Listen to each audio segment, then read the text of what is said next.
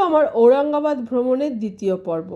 ইলোরার অপার বিস্ময়, তার স্থাপত্য, তার শিল্পকলাকে পিছনে রেখে আমরা এগিয়ে গেলাম আরও কিছু দর্শনীয় স্থান দেখবার জন্য।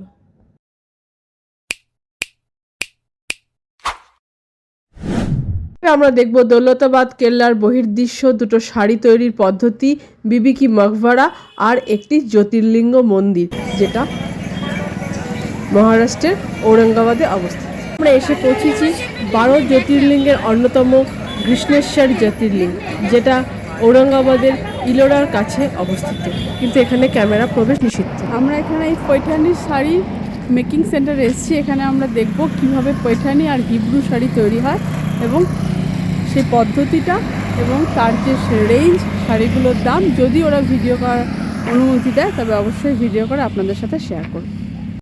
আমরা এখন হিমরো শাড়ি তৈরি করার ফ্যাক্টরিতে এসেছি, যেখানে আমরা দেখব কিভাবে এই শাড়িগুলো তৈরি করা হয়। হিমরো এক ধরনের ট্র্যাডিশনাল শাড়ি মহারাষ্ট্রের, যেখানে সিল্ক এবং কটন দু ধরনের সুতো ইউজ করা হয়।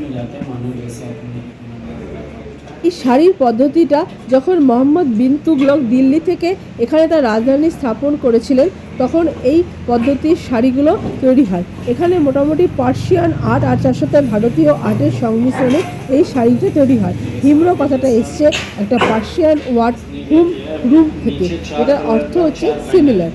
जैसा इसमें इसने कलर यूज़ किया ना, तो जैसे एक पैंडल दबाएगा एक कलर पास करेगा। तो इसमें कैसा होता है, अभी समझ लो ये एक पैंडल होता है, इसमें हम जैसे कार्ड चेंज करेंगे तो उतने थ्रेड यहाँ से ऊपर आते हैं, फिर वो कलर का थ्रेड इसमें से पास करते हैं।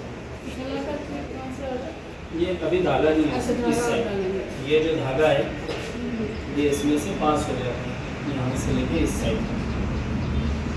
फिर नेक्स्ट टाइम जैसा फिर चेंज करेंगे तो फिर अलग थ्रेड आएंगे, सेम थ्रेड नहीं होता। এখান থেকে একটা হিমরো শাড়ি কিনেছি, যেখানে কটন আর সিল্কের মিশ্রণে তৈরি। এই যে সুতো তার সুয়ের মধ্যে দিয়ে বাঁধা আছে, এগুলো দিয়ে নানা রকম প্যাটার্ন তৈরি করা হয়, এই সুইগুলোকে ঘোরানো হয় আর এই কার্ডের মধ্যে সমস্ত প্যাটার্নগুলো লিপিবদ্ধ করা থাকে। আপনি শুনুন ওনার ভাষণে কীভাবে শাড়িটা তৈরি হচ্ছে। अलग अलग थ्रेड आते हैं इसमें से। ये अपने को घुमाना है। अच्छा, ऑल्टरनेट ऊपर नीचे आते हैं क्या? एक ऊपर एक नीचे, एक ऊपर नीचे? वैसा कार्ड्स के हिसाब से जितने कार्ड्स में होल्स रहेंगे उतने ही धागे ऊपर आएंगे और फिर अपने को इसमें से कलर का थ्रेड पास कर देंगे। इसको तो मैनुअली प्रेस करते हैं। नहीं, वो अलग होता है, वो पैटर्नी में होता है। जहाँ समझ लो अपन नंबर ऑफ थ्रेड यूज़ कर रहे हैं, जैसा उसका कैसा होता है नीचे पैटर्न लगा होता है, उस साइड दिखाता है, आपको उस साइड होगा। আমরা এসেছি পৈঠানি শাড়ি কীভাবে তৈরি হয় সেটার পদ্ধতি দেখবার এবং জানবার জন্য। শাড়িটা এসছে মহারাষ্ট্রের পৈঠান নামক রিজিয়ন থেকে। এটা মেনলি সিল্ক, মালবারি সিল্ক দিয়ে তৈরি করা হয়। এটা খুবই একটা দামি শাড়ি, হস্তচালিত তাঁত দিয়ে তৈরি করা হয়। প্রধানত সাতবাহন রাজবংশ যখন এখানে রাজত্ব করেছিল দাক্ষিণাত্যে, তখন এই শাড়ির ব্যাপক প্রচলন শুরু হয়। সোনা রূপা ধাতুকে জড়ি হিসাবে এখানে ব্যবহার করা হতো। यहाँ से ब्लैक थ्रेड को इधर रोक देंगे पास करके, फिर गोल्डन थ्रेड यूज़ करेंगे। ये एक दिन में 4 से 5 इंच काम होता है, उससे ज़्यादा नहीं।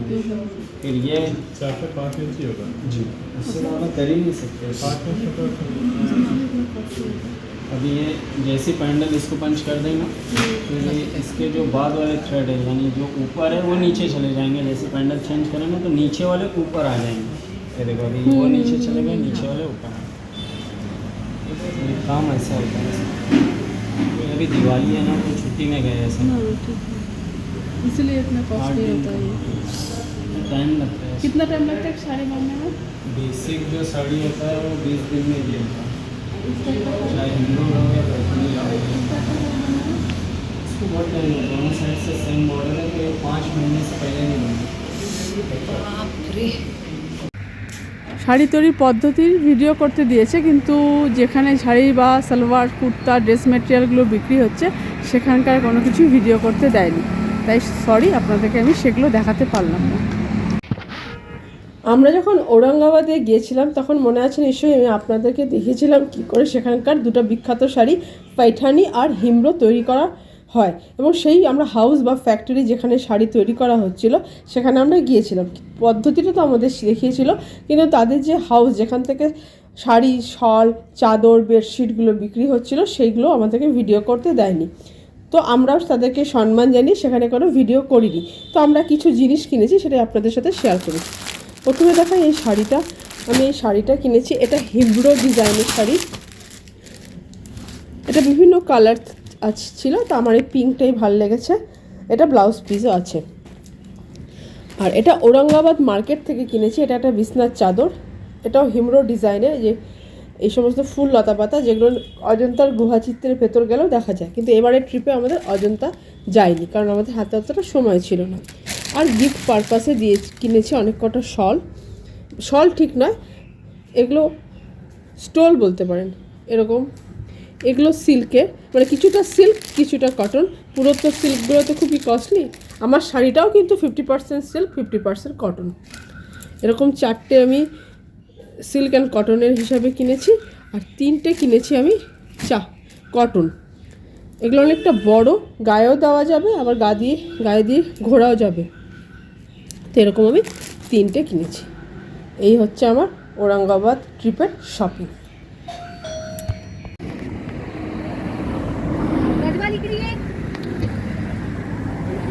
রোড সাইড এরকম প্রচুর ফলের দোকান আছে, যেখান থেকে আমরা একটুখানি আঞ্জির, যাকে সোজা বাংলায় ডুমুর বলে, সেটা নিলাম। আর আতা, এগুলো তো কমন দিল্লিতে পাওয়াই যায়। পেয়ারা, আপেল, পিচ ফল। এই দূরে হচ্ছে দেখা যাচ্ছে দৌলতাবাদ কেল্লা। আমরা সামনে যাব, তবে কেল্লার ওপরে ওঠা তো এখন বন্ধ। আর এখানে যে ইতিহাস বইতে দেখতে পাওয়া যায়, দৌলতাবাদ কেল্লা বা দেবগিরি ফোর্ট বলতে যেটা হয়, এই সেই স্তম্ভটা।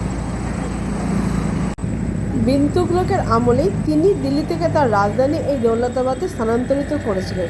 তার আগে এই জায়গাটার নাম ছিল দেবগিরি, কিন্তু পরবর্তীকালে তিনি আবার স্থানান্তরিত করেছিলেন এখান থেকে তার রাজধানী দিল্লিতে।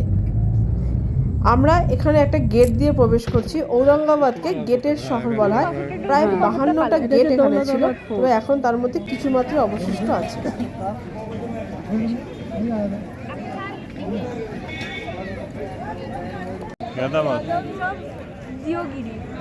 দেবগিরি।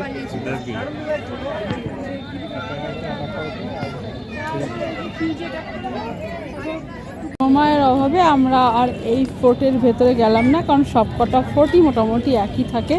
এই তুগলকদের ফোর্ট দিল্লিতেও আছে, ওই একটা দেখলেই হয়ে যাবে, কারণ এখন অলরেডি সূর্য অস্ত হয়ে গেছে। তো বাকি যে কটা সিটির মধ্যে ভিজিট প্লেসেস আছে সেগুলো আমরা কভার করতে পারবো না, তাই আমরা বাইরে থেকেই ফোর্টটা দেখে বাড়ি চলে যাচ্ছি।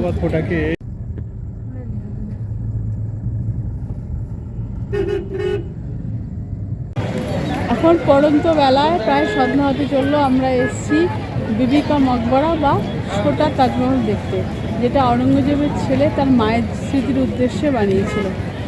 এখানে টিকিট কাউন্টার, এখানে স্ক্যান করে টিকিট কাটতে হচ্ছে। একটু অন্ধকার হয়ে গেছে, হয়তো এখানকার ফটোগ্রাফিটা আমি ভালো করে তুলতে পারবো না, যতটা পারবো চেষ্টা করবো আপনাদের সাথে শেয়ার করবো। গেট, তার পিছনে এই চূড়াগুলো দেখতে পাওয়া যাচ্ছে, ওটাই হচ্ছে বিবি কা মকবরা, যেটা তাজমহলের মতো একটা প্রতিলিপি মাত্র। বিবি কি মকবরা, এই সৌধটা বানিয়েছিলেন অরঙ্গজেবের ছেলে আজম শাহ তার মায়ের স্মৃতির উদ্দেশ্যে। তার মায়ের নাম ছিল দিলরাস বানু বেগম।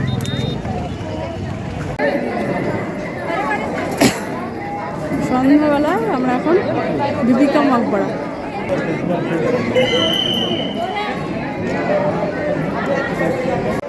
এটা ফ্রন্ট গেট, লাইটে সুন্দর লাগছে। এটা হচ্ছে মেন তাজমহলটা, মিনি তাজমহলটা।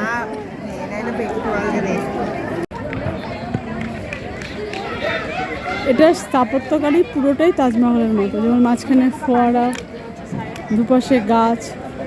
ওটা মার্বেলের তৈরি, এটা চুনাপাথর, ইট, বালি দিয়ে তৈরি। চারটা মিনার, এদিক দিয়ে একটা এন্ট্রি পথ আছে। হ্যাঁ, চারদিকে 4টা গেট তাজমহলের মধ্যে। এদিকে একটা, এদিকে একটা, এদিকে একটা, যেদিক দিয়ে আমরা ঢুকলাম সেদিকে।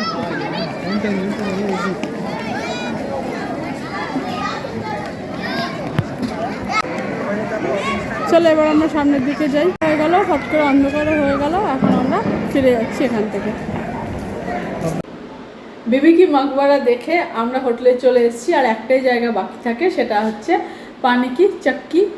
সেটাতে আমরা যাইনি কারণ অন্ধকার হয়ে গেছিলো, অন্ধকারে সেই জায়গাটা ভালো দেখা যাবে না। সেটা কিছুই নয়, সে পুরোনো আমলে সেখান থেকে পুরো শহরটাকে জল সরবরাহ করা হতো, যেই পদ্ধতিতে করা হতো সেটাই দেখা যায়। বর্তমানে সেটা পরিত্যক্ত, মানে সেখান থেকে আর কোনো জল সরবরাহ করা যায় না, যেটা আমাদের ট্যাক্সি ড্রাইভার ভাইয়া বললো।